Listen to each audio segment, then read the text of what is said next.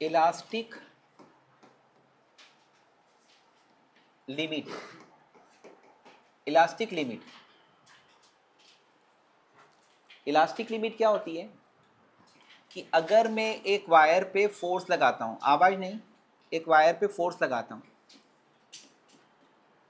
इससे इसकी लेंथ बढ़ती है, फोर्स हटा देता हूं तो वो वायर अपने ओरिजिनल कॉन्फ़िगरेशन पर वापस से लौट के आ जाता है,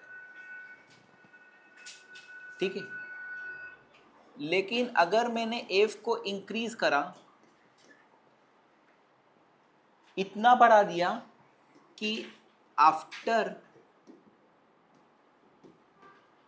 removal of force body does not regain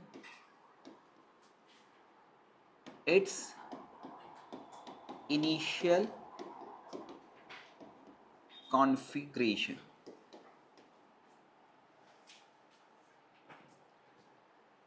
आया समझ में? आप अगर इस पर फोर्स एफ लगा रहे, फोर्स एफ हटाने के बाद में ये अपने ओरिजिनल कॉन्फ़िगरेशन पर वापस आ रहा है, फोर्स 10F कर दिया, 10 गुना कर दिया, हटाने के बाद में ये अपनी ओरिजिनल कॉन्फ़िगरेशन पर वापस आ रहा है। फोर्स 20F 20 टाइम्स कर दिया, फोर्स हटाने के बाद में वायर अपने इनिशियल कॉन्फ़िगरेशन पर वापस से आ गया। लेकिन उसके थोड़ा सा भी भाग फोर्स बढ़ाया तो वायर क्या हो गया, परमानेंटली डिफॉर्म्ड हो गया। तो 20F is the maximum force जिसके लिए वायर इलास्टिक बिहेवियर शो करता है, उसके बियॉन्ड जाने पर वो प्लास्टिक बिहेवियर शो कर जाता है, यानी परमानेंटली डिफॉर्म्ड हो जाता है। तो उस मैक्सिमम फोर्स को हम क्या बोलते हैं, इलास्टिक लिमिट। तो कोई भी वायर अपनी इलास्टिसिटी जो है वो विदिन एक फोर्स रखता है, उस मैक्सिमम फोर्स को क्या बोलते हैं, इलास्टिक लिमिट कहते हैं, करेक्ट। अब इलास्टिक लिमिट के बाद में आता है हुक्स लॉ। कौन सा लॉ? Hooke's law. हुक ने एक सिंपल सी चीज बताई थी, इसके पेरेंट्स को पहले ही पता था कि ये हुक से बहुत खेलेगा, क्योंकि हुक पे वायर अटैच कराएगा, उसको इलोंगेट कराएगा, देखेगा, तो इसलिए बंदे ने नाम भी इतना अच्छा रखा हुक, है ना। तो यहाँ पर क्या होता है, ये वायर को हम अटैच कराते हैं, है ना। हुक ने क्या ऑब्जर्व करा कि इस वायर पे हम जितना फोर्स लगाते हैं, फोर्स का मतलब लोड, जितना ज़्यादा फोर्स लगाते हैं यानी लोड, उतना ही ज़्यादा इलोंगेशन आता है, उतना ही ज़्यादा elongation. Higher is the force applied, higher is the elongation. ये था हुक का ऑब्जर्वेशन। और वो कैसे बताया था उसने, within elastic limit, within elastic limit load is proportional to elongation, या elongation is proportional to load. लेकिन उसको और बेटर करा, लोड में अगर हम एरिया का डिवाइड करते हैं, फोर्स अपॉन एरिया क्या आता है, स्ट्रेस। इलोंगेशन में चेंज इन लेंथ का डिवाइड करते, इलोंगेशन में इनिशियल लेंथ का डिवाइड करते तो स्ट्रेन आता है। तो फिर इन्होंने यह बताया कि विद इन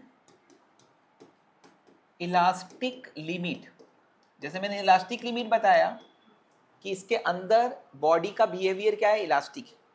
लेकिन इससे भी बेटर एक और नाम है, with in proportionality limit point, with in proportionality limit point, ये इससे भी better.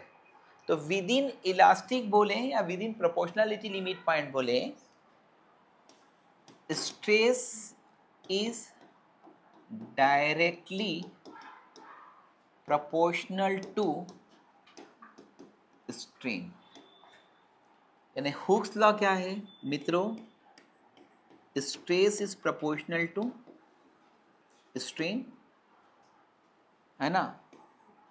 Stress is proportional to strain को प्रोपोर्शनल का साइन हटाते हैं तो यहाँ पे कांस्टेंट आता है E into strain. E is equal to होता है मॉडुलस ऑफ इलास्टिसिटी, और E के लिए फॉर्मूला क्या होता है, स्ट्रेस अपॉन स्ट्रेन। तो modulus of elasticity is the ratio of stress and strain. Stress आप लोगों को पता है force per unit area, strain का मतलब measurement of deformation, change in length upon original length, change in volume upon original volume वगैरह ये सब आएगी। तो कुल मिलाकर आपको जब हम E की बात करते हैं तो E को हम बोलते हैं modulus of elasticity. And modulus of elasticity के 3 पार्ट्स हैं। E इक्वल टू क्या होता है, Y, Y का मतलब होता है Young's modulus. E equal to K होता है, जिसको हम कभी कभी B से भी बोलते हैं बल्क मॉडुलस, बल्क मॉडुलस। और E इक्वल टू तीसरा मॉडुलस ऑफ इलास्टिसिटी है ईटा, ईटा को बोलते हैं मॉडुलस ऑफ रिजिडिटी। तीसरा मॉडुलस कहलाता है मॉडुलस ऑफ रिजिडिटी। इसमें इलास्टिसिटी का 75% यंग्स मॉडुलस ही। अगर आपका यंग्स मॉडुलस खत्म हो गया इसका मतलब इलास्टिसिटी सिर्फ 25% बच जाती है। तो कल के लेक्चर में मैं इसको यंग्स मॉडुलस ख़त्म कर दूंगा, फिर एक ही लेक्चर बचेगा जिसमें मॉडुलस ऑफ रिजिडिटी और पॉइसन रेशियो वगैरह और बल्क मॉडुलस को अपन पढ़ेंगे। आया समझ में?